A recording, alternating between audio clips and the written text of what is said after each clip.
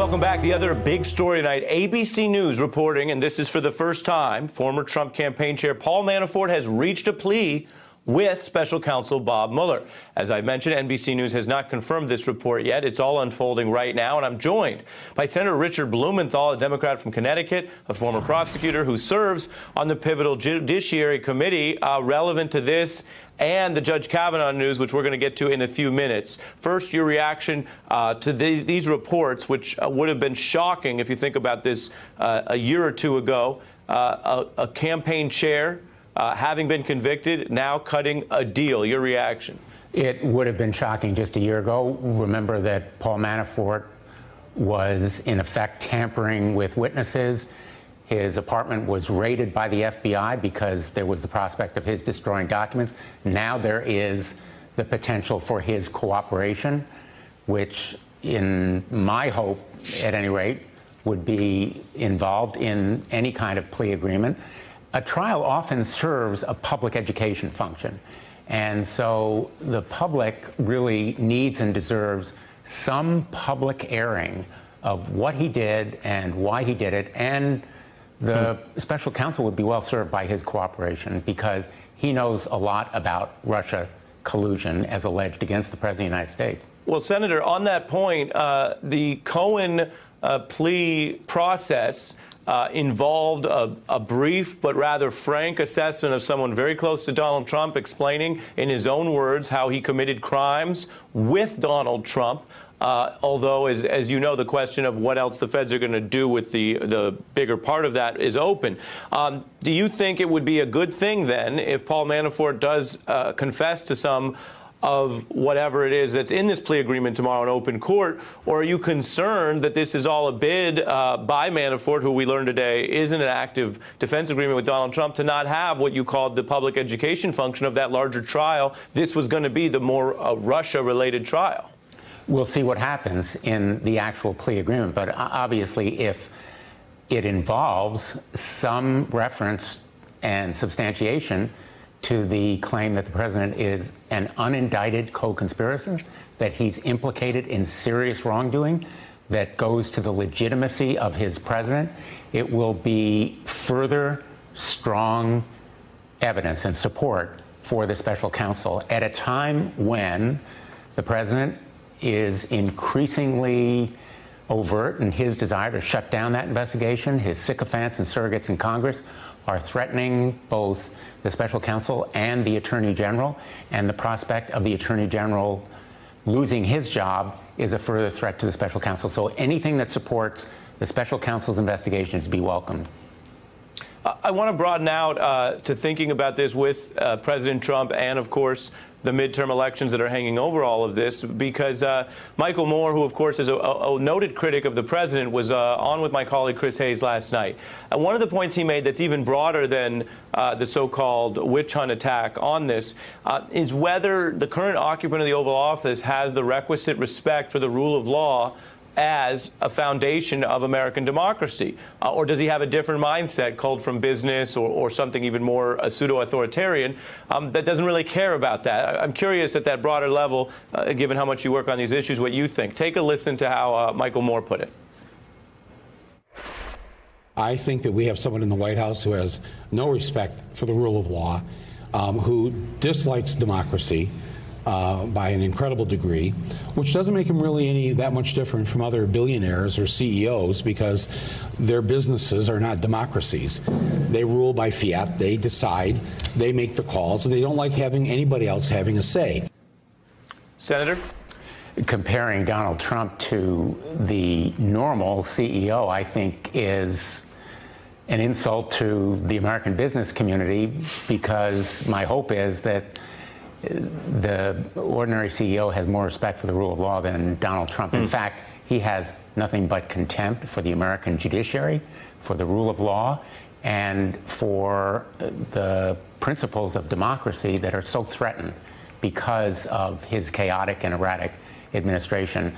And I asked Judge Kavanaugh directly about these attacks on the American judiciary in the confirmation hearings. I was deeply and gravely disappointed by Judge Kavanaugh's failure to denounce and condemn these attacks on the independent judiciary. And when the history of this era is written, Harry, I believe the heroes will be our independent judiciary and our free press, who have done so much to defend our democracy despite the continuing contempt for the rule of law demonstrated by our president. Well, and I think we have that, and that's the other big story. There are these written questions that are part of the process right now. He was asked, in addition to what happened in the hearings, as you mentioned, he was asked in the new round of written questions, do you believe the investigation that is currently being overseen as special counsel is a, quote, witch hunt? And Judge Kavanaugh writes back, this was in response to your side's questioning, well, sitting judges and nominees should refrain from commenting on current events and political controversies. Senator, do you think that he is being deliberately daft or cagey there? He's being evasive. He was evasive in the hearing. In fact, he was seemingly misleading. And that's why today in the Judiciary Committee meeting, I moved to adjourn that meeting so that we could get the documents. Time and information are absolutely necessary. Unfortunately, so disappointingly, my Republican colleagues are rushing to judgment and regarding this responsibility as a rubber stamp, not the real advice and consent that we need. And those evasive and seemingly misleading responses from Judge Kavanaugh make all the more necessary that we have access to the millions of pages of documents that have been concealed and hidden. Put aside the committee confidential issue. There are millions of pages of documents from his service as staff secretary to President Bush that are directly relevant to the most instructive period of his professional life. That's well, his and term. On that, Senator, in the question of transparency, as you know, your colleague making waves today, Senator Dianne Feinstein, said publicly she's got information from an individual that she thinks is relevant to the nomination, but she sent it to the federal authorities. Now, she's not elaborating at all on the nature of this, and as we do around here, I have to mention NBC News hasn't confirmed anything about the details of what might be in that secret complaint. The White House is pushing back, and I want to give their side. They say this is an 11th hour attempt to delay Kavanaugh's confirmation. Now, you were successful in delaying today's vote by a week out of the committee. Do you have anything to add to Senator Feinstein's rather opaque statement? All I can say is that Senator Feinstein received information from an individual who strongly requested confidentiality and declined to come forward. She honored that request and nonetheless referred it to federal investigative agencies, specifically the FBI, for investigation. But Senator, do you know, did the Democratic side of the committee or Senator Feinstein receive that while there was still time to raise it in the hearings? What I can tell you is that Senator Feinstein respected the request for confidentiality. I learned about it literally last night, and we have appropriately, she has done so, referred it to investigation. What about the White House concern, though, that it does seem late that the judge isn't getting an opportunity to address this in the hearings where that type of vetting is supposed to occur? I think we need more information in documents on issues apart from this one, wholly separate from the information that Senator Feinstein received from that individual. And we ought to have another hearing.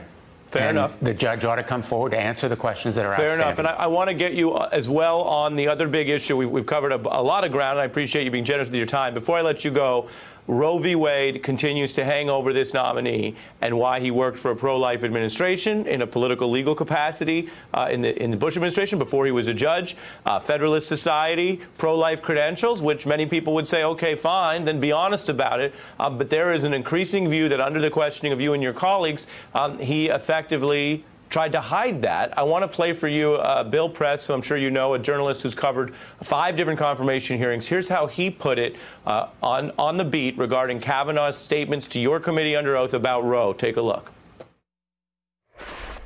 He lied.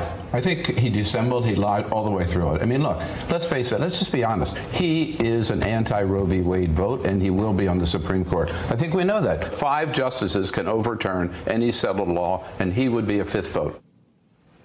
Final question, your reaction. Did Judge Kavanaugh lie, and is he anti-Roe v. Wade? He was certainly seemingly misleading in his answers and clearly vague and evasive, ambiguous in response to my questions about a memo that he wrote which said that Roe v. Wade can be overturned. Those are his words, and also said there are justices on the Supreme Court who would vote to overturn. He potentially is the fifth vote to overturn, or at least chip away at Roe v. Wade in a way that undermines that long-established precedent and undercuts women's health care and reproductive rights. I hope that my colleagues will do more than simply rubber stamp this nomination.